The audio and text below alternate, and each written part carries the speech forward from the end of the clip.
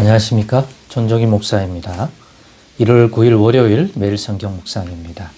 민수기 5장 11절로 31절 말씀입니다. 여호와께서 모세에게 말씀하여 이르시되 이스라엘 자손에게 말하여 그들에게 이르라.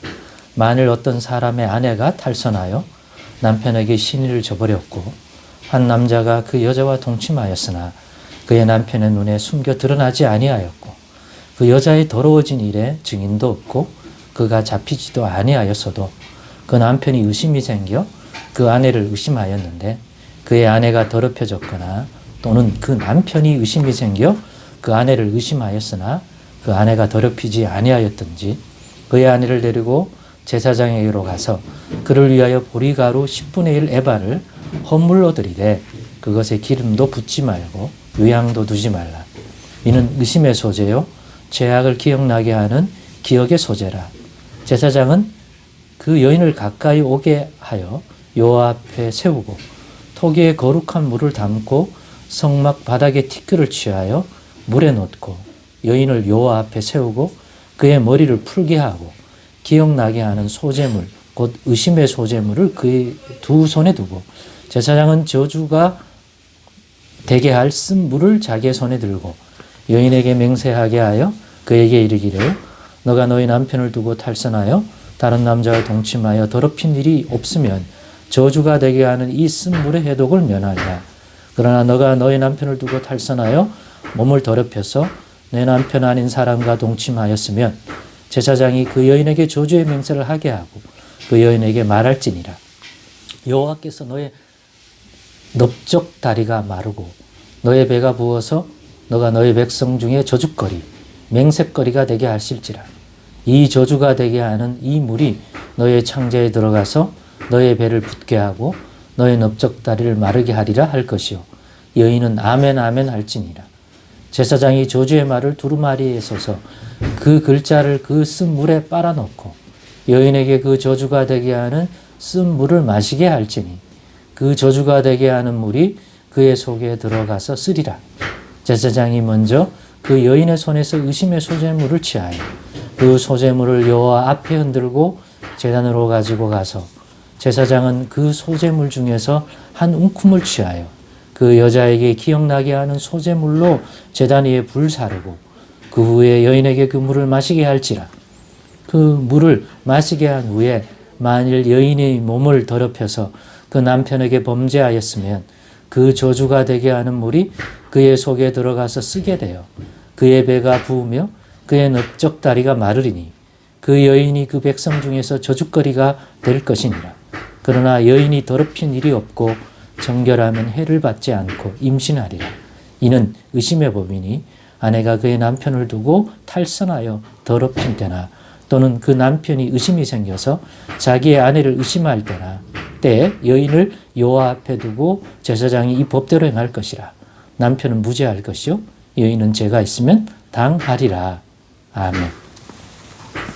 네, 오늘은 사람의 눈에 띄지 않는 죄까지도 사람의 눈에 띄지 않는 죄까지도 라는 제목으로 묵상을 나누겠습니다. 오늘 이렇게 제목을 취하면 오늘 본문에서 다루고 있는 이 내용 때문이겠죠. 그 내용이 뭡니까? 예를 들어 결혼한 부부의 아내가 범죄하여서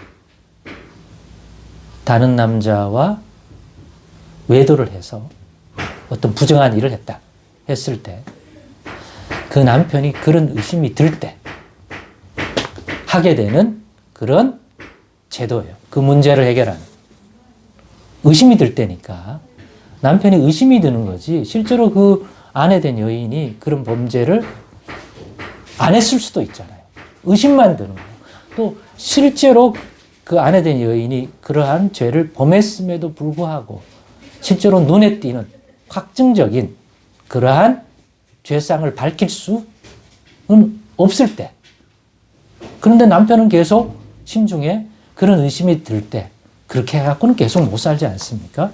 그럴 때 그 문제를 해결하는 제도 일종의 의심의 소재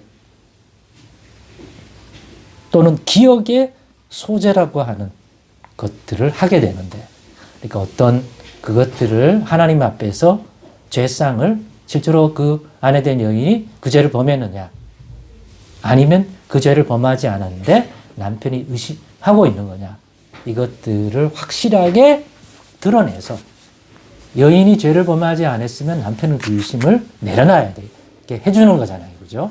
네. 그 다음에 진짜 그 여인이 그런 죄를 범했음에도 불구하고 겉으로 드러난 죄상이 없다면, 그런데 남편은 의심하고 있으면 그 여인이 그 죄가 드러나게 해서 거기에 대한 심판을 함으로써 해결하는 방식이죠. 그래서 이런 소재를 만들어 물을 만드는 거죠. 그 물을 그런 의심사는 아내 된 여인이 마셔서 그것들에 대하여 하나님께서 판결하게 하신 그러한 규례인 거예요. 본문이 그 내용이죠. 그래서 이런 걸 보면서 사람의 눈에 드러나지 않아서 실제로 증표가 없다 할지라도 결코 이러한 죄를 가지고 살아가면 안 된다는 거죠. 그래서 그런 것도 다루도록 해주고, 특별히 부부간에 그런 증표는 없는데, 물증은 없는데 의심을 가지게 된다면 어떻게 그게 온전한 가정을 이룰 수 있겠습니까? 그러니까 그 문제를 해결해라. 의심하지 말아라. 남편에게는. 그런데 만약 진짜 너가 의심하는 대로 죄가 있다? 그러면 그 죄를 다뤄라. 그런데 알 수가 없잖아요. 눈에 띄지 않았기 때문에. 그랬을 때도 하나님께서는 부정한 문제는 다루도록 해준 거예요. 그래서 무고한 자를 의심하지 말고, 또 진짜 죄를 지었는데 사람의 눈을 가렸다고 하더라도 하나님은 보시기 때문에, 즉 사람의 눈 가렸어도 하나님의 눈을 가릴 수는 없잖아요. 그렇기 때문에 이런 제도가 있는 거죠. 왜냐 하면 이스라엘 백성은 사람 앞에서만 살아가는 게 아니라 하나님 앞에서 살아가는, 즉 사람들 눈에 보이는 부분만 정결해야 되는 게 아니라, 죄가 없어야 되는 게 아니라 하나님 앞에서 정결해야 되니까, 그래야 복을 받으니까 하나님 눈에도 비쳐 보이는 인생이, 그런 의식 가운데 살아가야 할 것들이 하나님 백성이기 때문에 이와 같은 제도가 있다. 이게 구약의 율법에만 있다고 그러면 신약인 예수님을 통해서 하나님 백성 된 사람들에게는 적용이 안 되느냐? 아니다 이거예요. 그 규례와 법도 법조문에 적용을 받지 않겠지만 본질, 사람의 눈에 띄지 않았다고 해서 무죄한 게 아니다. 하나님의 눈에는 보인다 이거. 그러니까 이 문제를 우리도 다루어야 합니다.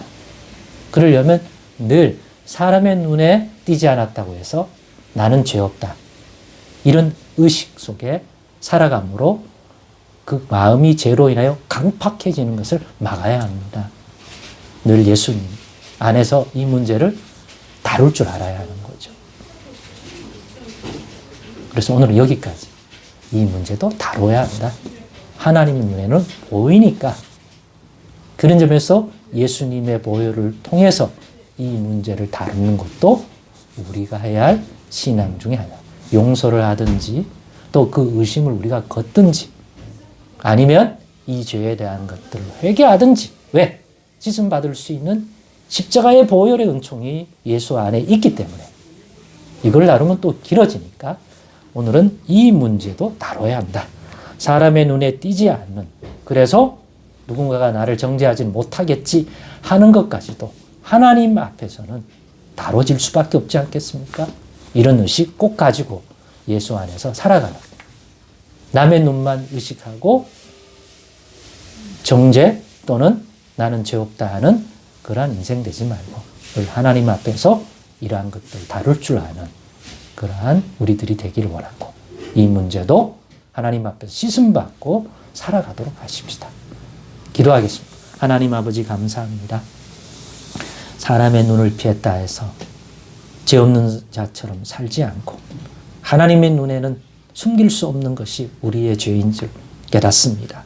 그걸 하나님 앞에서 늘 다루고 점검하여 죄가 우리 안에 기생하지 않도록 늘 돌아보는 저희들 되게 하여 주옵소서. 그것이 합당한 하나님의 백성의 삶인 줄로 믿습니다. 예수님의 이름으로 기도드리옵나이다. 아멘.